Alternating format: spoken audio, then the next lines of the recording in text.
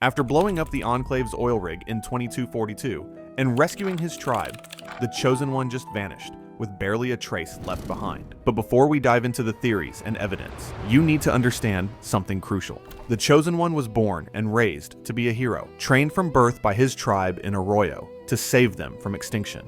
His grandfather was the legendary Vault Dweller from Fallout 1, the guy who saved Vault 13 and then got exiled for being too dangerous to keep around. The Chosen One was 20 years old when they sent him out into the wasteland, alone, armed with nothing but a spear and his grandfather's old Vault 13 jumpsuit. And today, I'll be finding out what happens to him. Canon ending. The official story says the Chosen One founded New Arroyo somewhere hundreds of miles from Vault 13 after reuniting the Arroyo tribals with the Vault 13 dwellers using that Garden of Eden creation kit. His mother, the village elder, died peacefully a few months later, and he took over as the new leader.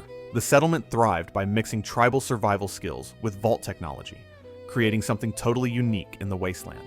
That ending comes straight from Fallout 2's closing slides. But here's the problem. The game never tells you what happened to him after that, how long he lived, or if he ever left New Arroyo again. This is the only canonically confirmed information, and everything else is speculation. However, the Chosen One's accomplishments make his disappearance even more puzzling. The Chosen One accomplished insane things during his quest that make him arguably the most powerful protagonist in the entire franchise. He infiltrated Navarro, the Enclave's main base, and walked out alive with their advanced technology. He repaired K9, an old military cyberdog that the NCR later disassembled according to the Fallout Bible. He fought his way through the Enclave oil rig, killed President Dick Richardson, who was planning to commit genocide on a continental scale, and then defeated Frank Horrigan in what was considered one of the hardest boss fights in the series. Horrigan was a super mutant in advanced power armor with a plasma caster, basically an unstoppable killing machine. The Chosen One beat him with help from companions and turrets. But still, after all that, after proving himself as the most capable warrior in the wasteland, he just disappeared into obscurity. No statue, no songs, no widespread legends. Compare that to his grandfather, the Vault Dweller, who has indirect references in Fallout 3, and whose vault suit appears as an item in Fallout New Vegas. The Chosen One gets nothing except a few offhand comments from Marcus and some criminals in New Vegas. This raises the question, did he choose obscurity, or did something else happen? Marcus reference.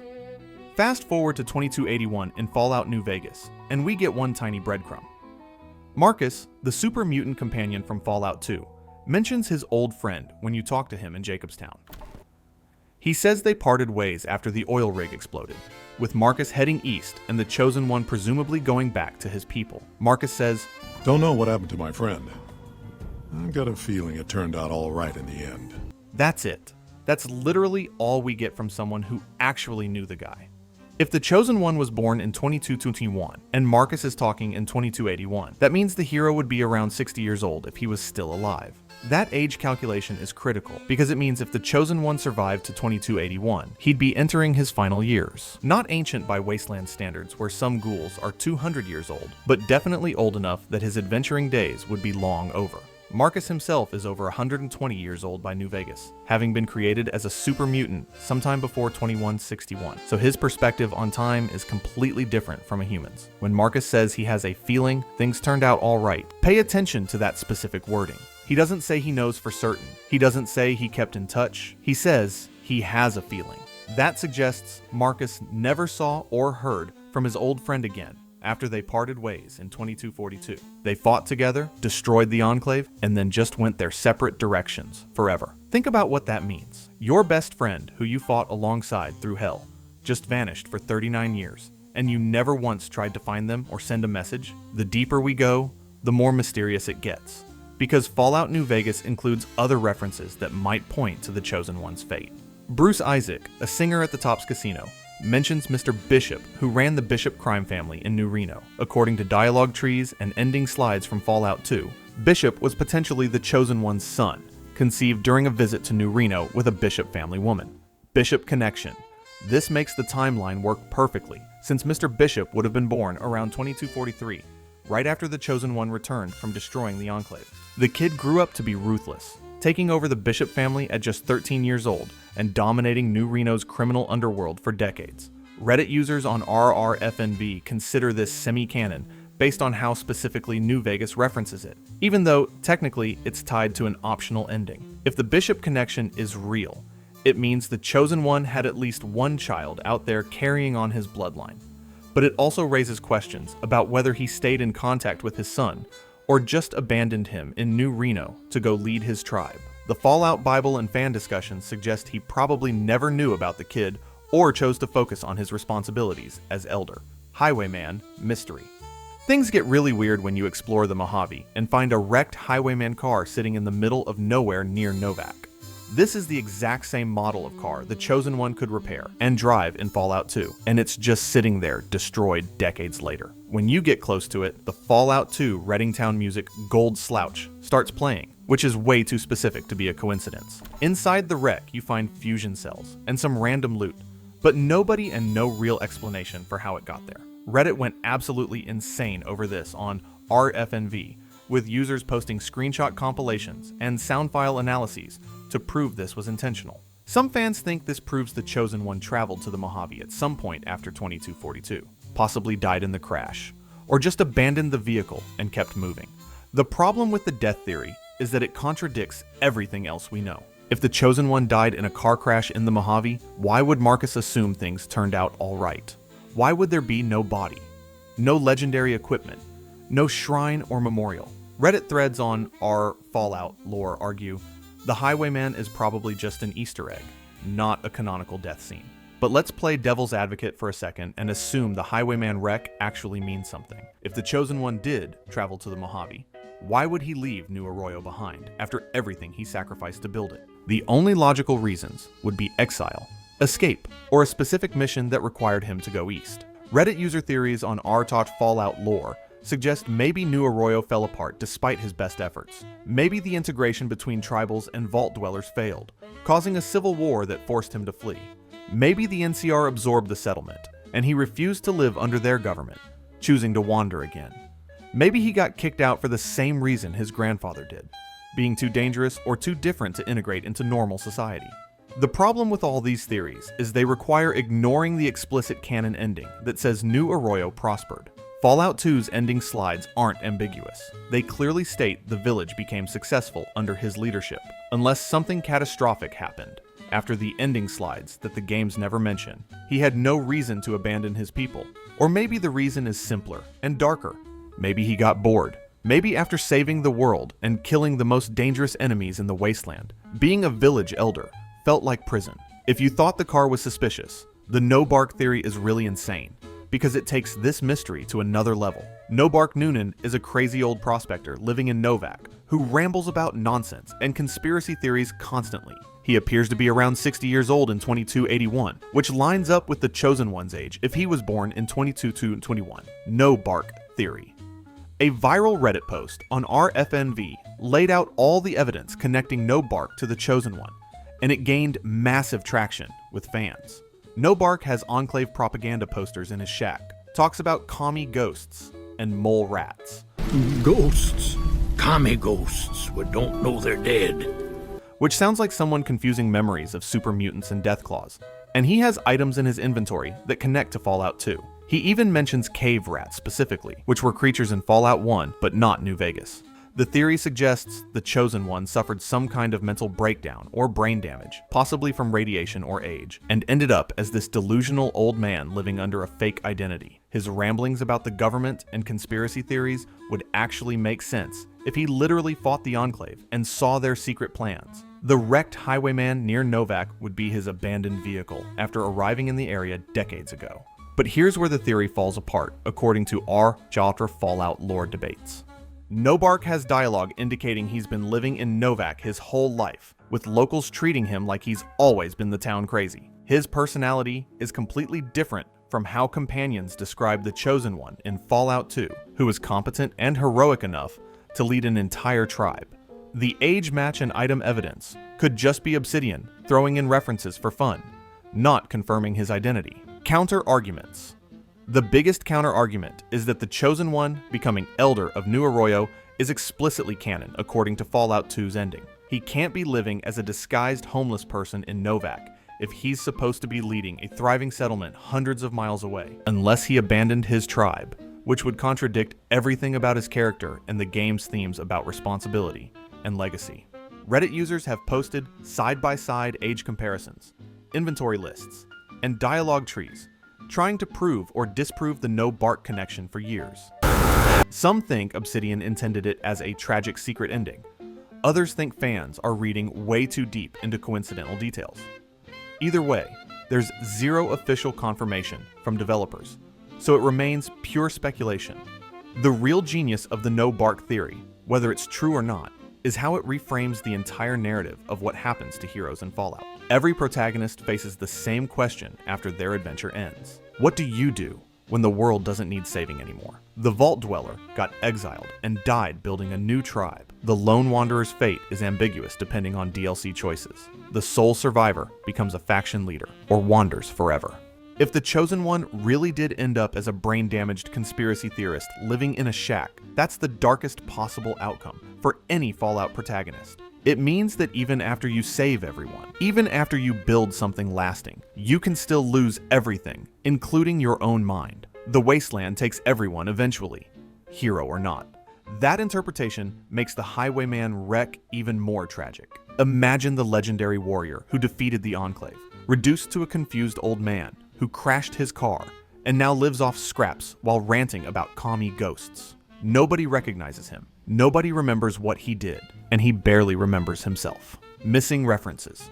What's really telling is how completely absent the Chosen One is from Fallout 3, 4, and 76. The Brotherhood of Steel never mentions him. The Enclave remnants in Fallout 3 don't talk about the tribal who destroyed their oil rig, and no East Coast factions seem aware he existed. Considering he crippled the entire West Coast Enclave and enabled the NCR's expansion by defeating the Khans, this silence is deafening. You'd think the guy who killed Frank Horrigan, the most dangerous enemy in the entire franchise, would be legendary across the Wasteland. But Bethesda's games act like Fallout 2 never happened, focusing on the Vault Dweller's legacy in Fallout 3 and ignoring the Chosen One completely. There's actually a pattern here that explains the silence, and it reveals something uncomfortable about how Bethesda handles West Coast lore. When they bought the Fallout franchise from Interplay in 2007, they made a deliberate choice to set Fallout 3 on the East Coast specifically to avoid dealing with established continuity. They wanted creative freedom without contradicting what Black Isle and Obsidian built. That decision makes sense from a business perspective, but it creates this weird situation where half the franchise's history gets ignored. The Master, the Enclave oil rig, the Chosen One, the entire NCR rise to power, all of it gets reduced to occasional terminal entries and loading screen text. Bethesda's games act like Fallout really started with Fallout 3. When Obsidian got the chance to make New Vegas, they went in the opposite direction. They brought back Marcus, referenced Mr. Bishop and the Chosen One's exploits, included the wrecked Highwayman, and filled the game with callbacks to Fallout 1 and 2. That's why New Vegas feels like the true sequel to classic Fallout, while Fallout 3 and 4 feel like reboots. This divide in the fanbase shows up constantly on Reddit. West Coast fans feel abandoned. East Coast fans don't understand what they're missing, and everyone argues about which approach is better. The Chosen One's absence from modern games symbolizes that entire conflict. He's a legend that half the franchise pretends never existed. The only logical explanation is that the Chosen One stayed in the core region his whole life, leading New Arroyo and never traveling east. His impact was regional, not continental, so East Coast survivors simply never heard about him. This matches Marcus's dialogue about them parting ways, with Marcus going east while the Chosen One stayed behind. If you are enjoying this breakdown and want to be a part of a larger community and get your views actual noticed, the Discord server is absolutely for you. Link is in the description below. Leadership role. If we accept the canon ending at face value, the Chosen One spent his post-adventure years as a village elder, dealing with politics and community building. That's a massive shift from wandering the wasteland, killing raiders and super mutants. But it matches the game's themes about growing up and accepting responsibility. He went from being a tribal warrior to a leader, just like his grandfather, the Vault Dweller, went from Vault resident to wasteland legend. New Arroyo would have needed his experience to survive the early years, integrating two completely different groups with conflicting cultures and technologies. The tribals knew survival and combat, the Vault Dwellers knew science and engineering, and the Chosen One had to bridge that gap. Reddit posts on our Fallout lore suggest this would have been incredibly difficult, possibly taking decades to fully stabilize. We know from Fallout 2's ending that the village prospered, but we don't know if it grew into a major settlement or stayed small and isolated. By 2281, when New Vegas takes place, New Arroyo isn't mentioned at all, despite the NCR's massive expansion. Either it's too far north to matter, or it got absorbed into NCR territory without keeping its name. Final years. The most boring but probably accurate answer is that the Chosen One lived peacefully as New Arroyo's elder until he died of old age sometime before, or around 2281. No dramatic death, no secret identity, no hidden adventures. Just a hero who saved his people and then spent the rest of his life taking care of them like he was always meant to do. But here's the thing that keeps the mystery alive and keeps Reddit arguing after all these years. We have concrete proof that the Chosen One accomplished specific things after Fallout 2 ended beyond just founding New Arroyo. The Mr. Bishop connection isn't just fan speculation. It's directly referenced in New Vegas dialogue through Bruce Isaac and other NPCs. That means the Chosen One was active in New Reno at some point, either during or after his main quest. If he had time to father a child with a Bishop family woman, that suggests he wasn't in a rush to get back to Arroyo immediately after destroying the oil rig. Maybe he spent months, or even years, traveling the wasteland, tying up loose ends and exploring places his main quest never took him. The game lets you keep playing after the ending, so canonically, he could have done anything during that period. This opens up decades of his life that remain completely undocumented. We know where he was from 2241 to 2242 during Fallout 2's main story. We can assume he was leading New Arroyo from sometime in 2242 until his death around 2281, give or take. But the gap between destroying the Enclave and officially becoming Elder could have been months or years of adventures we know nothing about. Maybe that's when he traveled to the Mojave in his Highwayman, visiting places like Novac before it was even called Novac. Maybe he wandered for a while, dealing with the trauma of everything he'd seen and done, before finally accepting his responsibility as Elder. Veterans don't just come home from war and immediately adjust to normal life. Why would a wasteland warrior be any different after defeating genocidal fascists? That philosophy came directly from their friendship and adventures. This fits perfectly with Marcus's feeling that things turned out all right, because there's no tragedy in living a long, successful life leading your community. The Chosen One accomplished everything he set out to do, founded a lasting settlement, possibly had kids like Mr. Bishop, and died surrounded by the people he saved.